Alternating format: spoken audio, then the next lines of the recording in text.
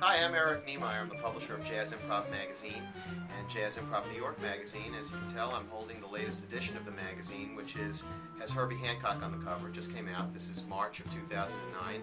And this edition of the magazine is 208 pages. Typically, there are about 200 to 300 pages. And each edition includes lengthy interviews with some of the leading and emerging artists that play this music. There's also some 30 or 40 pages of lengthy, detailed record reviews and reviews of products and so forth. We also have a CD, a companion CD that goes with each issue, and each issue on the CD has about 12 to 15 tracks featuring leading and emerging artists on major labels and small labels. We also have a 200-page or so ebook on the CD. So for those people who happen to make music, those readers who happen to read Jazz Improv Magazine who make music, they can take the ebook, and in it are transcriptions of solos by influential artists. There are song sheets. They're all written out for C, B flat, E flat, and bass clef instruments. There's also exercises and how-to articles, so that if you're making music, whether you're a professional, whether you're a beginner, whether you're a hobbyist, there's so much material beyond the 200, 300 pages that's in each issue. Now, in this current edition of Jazz Improv, like in every quarterly issue, we also happen to have a directory. In this case, the directory happens to be our annual directory of piano players, bass players, drummers, and vibes players. Essentially our rhythm section directory, and you'll find the names of hundreds of players that you can go to their websites and check them out and find out about their music.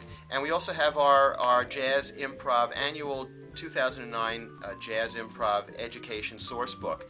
And in the source book are lists of schools and information about those schools that offer courses in jazz and degrees and diplomas and so forth. And you'll be able to find out who teaches there and how to get in touch with them and so on and so forth.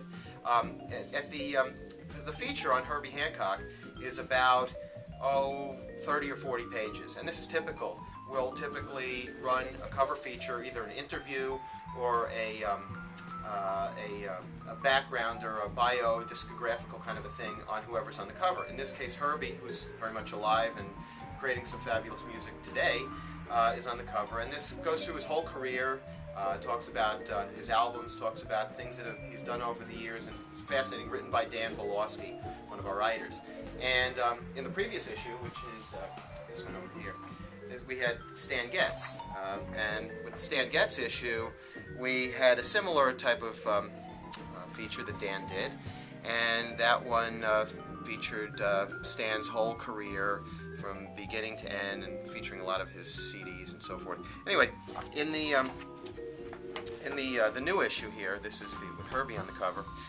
We also have interviews with Mike Abeni. Michael Abeni, is one of the great living arrangers. Mike started his career.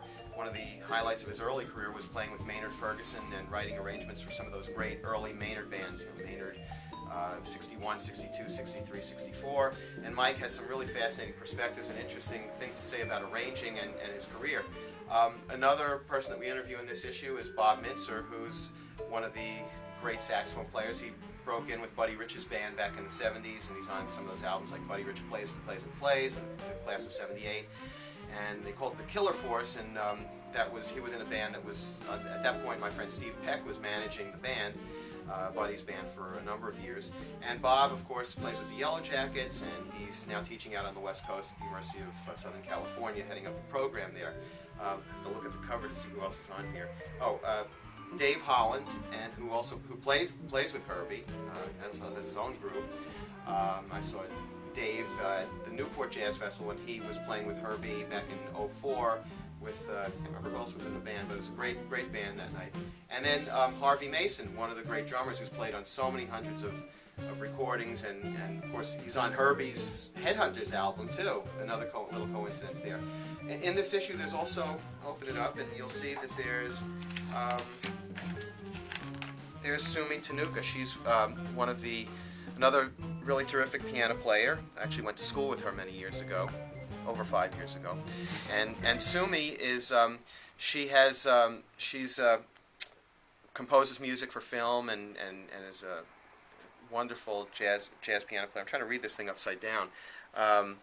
We have interviews as well with Dina DeRose and Mark Weinstein, who's a flute player.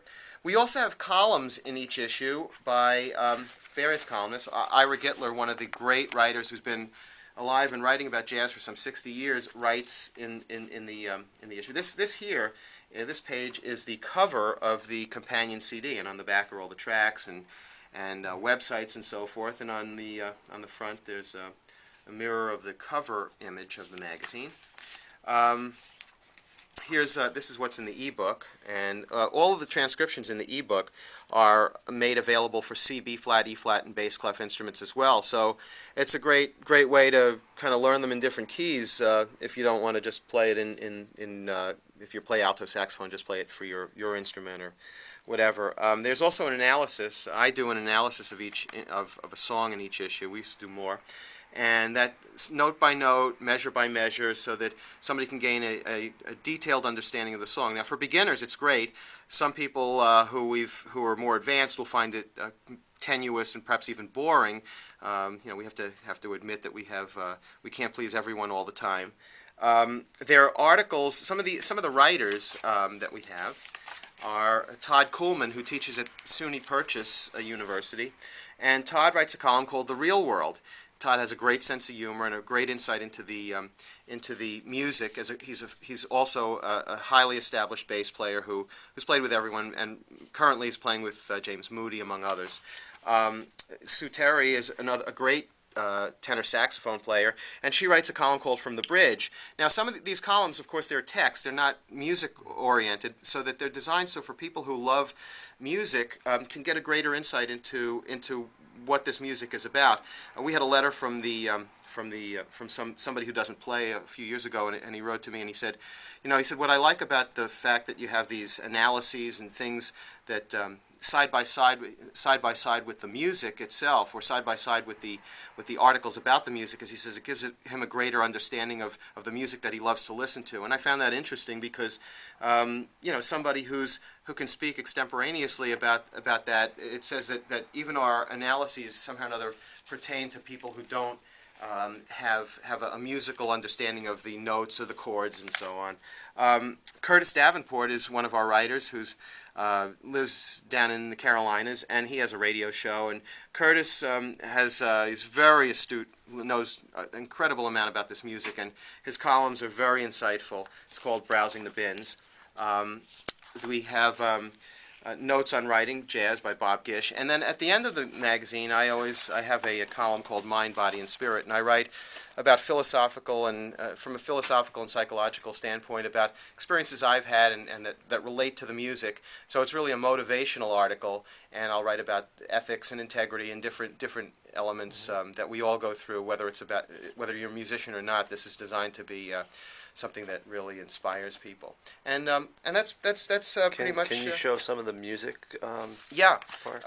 We have a few pages of music that we put in the magazine itself. Actually, Rick Helzer, who teaches out at I think this one is actually. This is music that goes with an article that Greg Fishman writes. Greg Fishman is a wonderful sax player originally from Chicago who writes. He's an expert on Stan Getz, and he's done a few books on Stan Getz's transcriptions. And he writes an article for us about how to play and how to improvise. And it's designed so that it's people at all levels can partake in it. Dave Frank, another writer. This is an article with music for piano players, Piano Perspectives. It's written by Rick Helzer. He's done about 20 of these articles for us so far. You have about 40 seconds. Yeah, and Rick's